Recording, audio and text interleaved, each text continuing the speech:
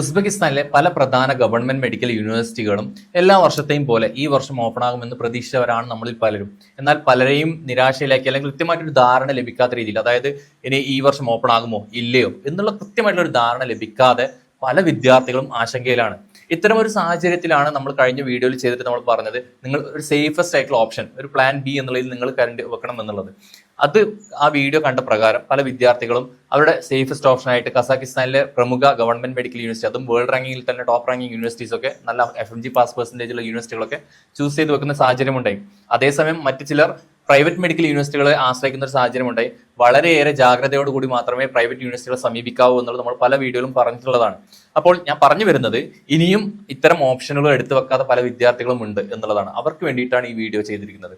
നിങ്ങൾ തീർച്ചയായിട്ടും മനസ്സിലാക്കേണ്ട ഒരു കാര്യം എന്ന് വെച്ച് കഴിഞ്ഞാൽ, ഇനി ഇത് എന്ന് ഓപ്പൺ ആവും എന്നുള്ള കാര്യത്തിൽ ഒരു വ്യക്തത വരാതെ നിങ്ങൾ മുന്നോട്ട് പോവുകയാണെങ്കിൽ നിങ്ങൾക്ക് നാളെ മറ്റൊരു ഓപ്ഷൻ സെലക്ട് ചെയ്യാൻ പറ്റാത്തൊരു സാഹചര്യം ഉണ്ടാവും. കാരണം ഇന്ന് ഉസ്ബെക്കിസ്ഥാൻ ഒഴികെ മറ്റുള്ള എല്ലാ രാജ്യങ്ങളിലെയും സെപ്റ്റംബർ ബാച്ചിലേക്കുള്ള അഡ്മിഷൻ പൂർത്തിയായി കഴിഞ്ഞുകൊണ്ടിരിക്കുകയാണ്. പല യൂണിവേഴ്സിറ്റികളും സീറ്റുകൾ ക്ലോസ് ചെയ്തുകൊണ്ടിരിക്കുകയാണ്, അഡ്മിഷൻസ് ക്ലോസ് ചെയ്തുകൊണ്ടിരിക്കുകയാണ്.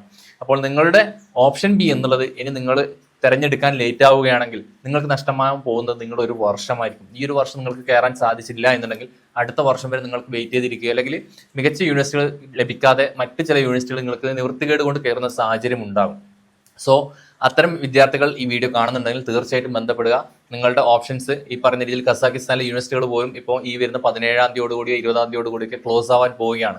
നിങ്ങൾക്ക് സേഫ് ആകണം എന്നുണ്ടെങ്കിൽ, നിങ്ങളുടെ ഒരു വർഷം നഷ്ടപ്പെടാതിരിക്കണം എന്ന് നിങ്ങൾ ആത്മാർത്ഥമായിട്ട് ആഗ്രഹിക്കുന്നുണ്ടെങ്കിൽ ആ വർഷം നഷ്ടപ്പെടുത്താതെ നോക്കുക. Okay, thank you.